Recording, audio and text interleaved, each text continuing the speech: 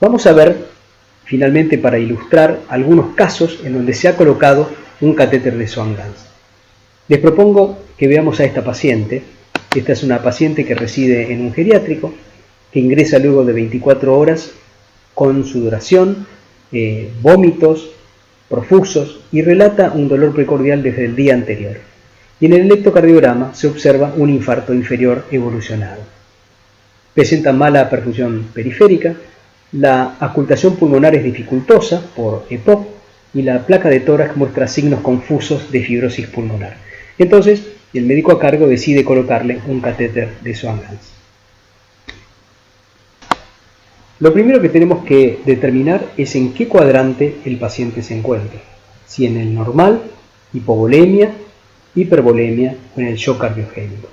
Para eso miramos el índice cardíaco y la presión wedge. El índice cardíaco está reducido, es decir que al menos están los dos cuadrantes de abajo.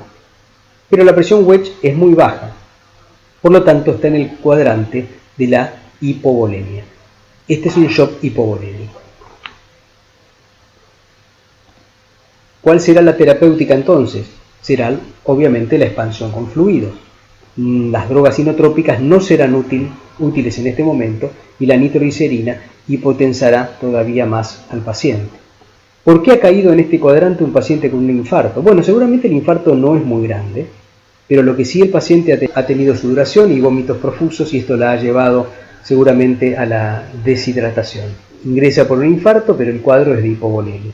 Expansión con fluidos será el tratamiento para traerla al cuadrante normal. Veamos este segundo caso. Este es un paciente de 54 años que ingresa por un infarto lateral.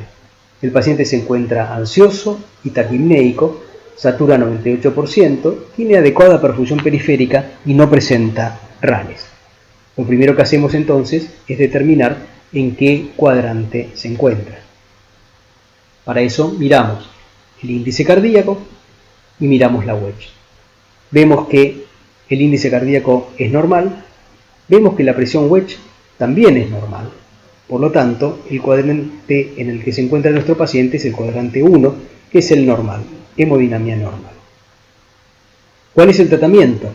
Bueno, la verdad que si un paciente está normal, ninguna conducta es una opción posible.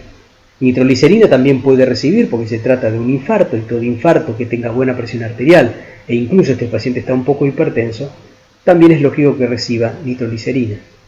También podríamos darle algo ansiolítico porque el paciente se encuentra ansioso y taquipnéico y obviamente en forma de broma también un ansiolítico para el médico que le ha colocado un catéter de Swan-Ganz. Obviamente este es un caso para la enseñanza, nadie le pondría un catéter de Swan-Ganz a un paciente que tiene un infarto lateral. Y nunca administraría dopamina a este paciente. Por lo tanto, una de las opciones podría ser la administración simplemente de algún ansiolítico.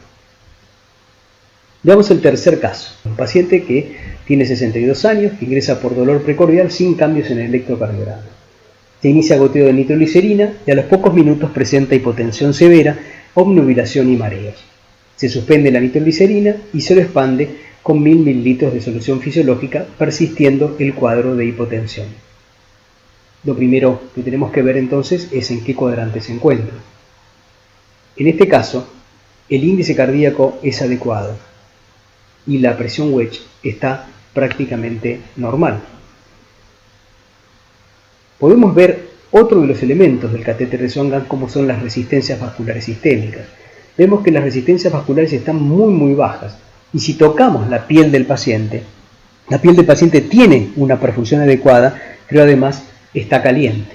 Por lo tanto, el diagnóstico presuntivo es que se encuentra con un shock distributivo. ¿Por qué digo distributivo y no hipovolémico? Bueno, primero porque no tiene evidencia de haber tenido sangrado ni deshidratación. Segundo, porque el paciente está caliente e incluso un poco rojo. Y además porque el catéter de Swan-Ganz le está indicando que las resistencias vasculares son muy bajas.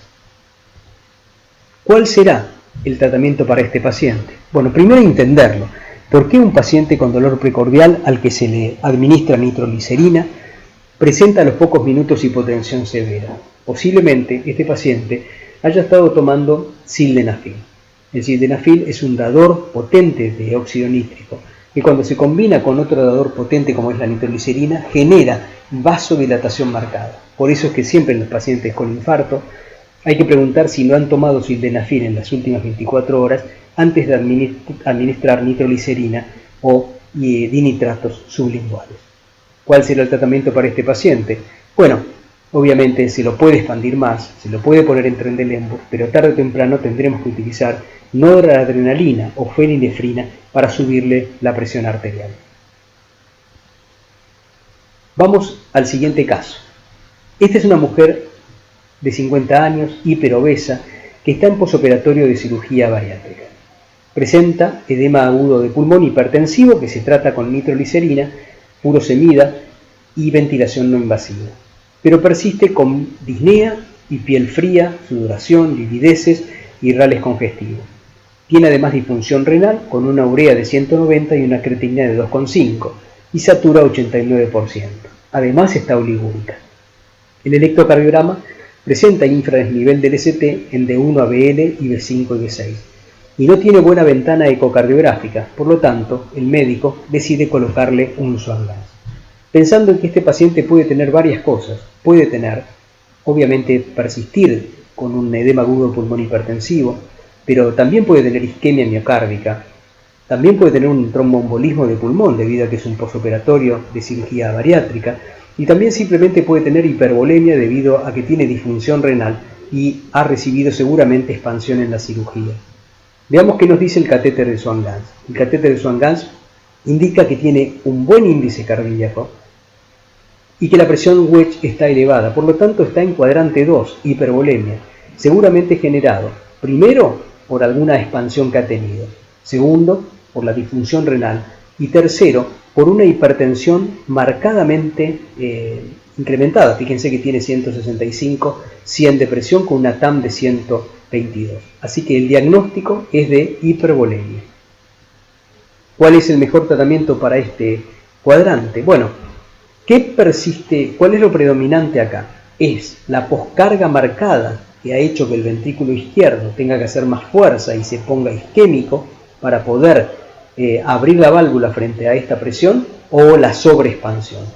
Bueno, si puedo determinar una u otra, sabré si usar más diuréticos o más vasodilatadores. En este caso, la combinación de los dos, nitroprusiato como vasodilatador y furosemida como diuréticos, parecería ser la opción adecuada. Vamos a nuestro último caso. Este es un hombre de 55 años, tabaquista, que ingresa por dolor precordial de 2 horas de evolución. No se queja de disnea, pero está obnubilado y su piel está fría y sudorosa. Se auscultan rales bilaterales generalizados. La presión arterial es de 85-50, la frecuencia cardíaca es de 105, la saturación de 85, y tiene un infarto anterior hiperagudo, y entonces el médico llama a hemodinamia y mientras tanto coloca un catéter de Swan-Ganz. Intentemos determinar el estado hemodinámico sin ver todavía el catéter de Swan-Ganz.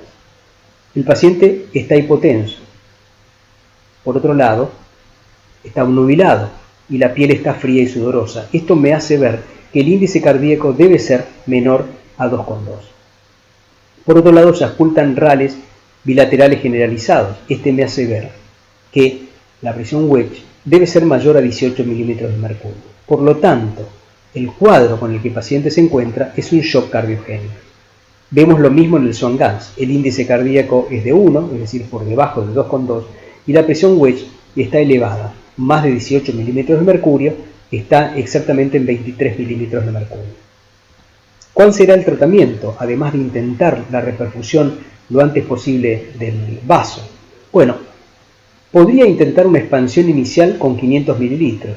Sin embargo, ya conociendo que la presión wedge es de 23, no sería recomendable. Sí lo podría hacer a ciegas.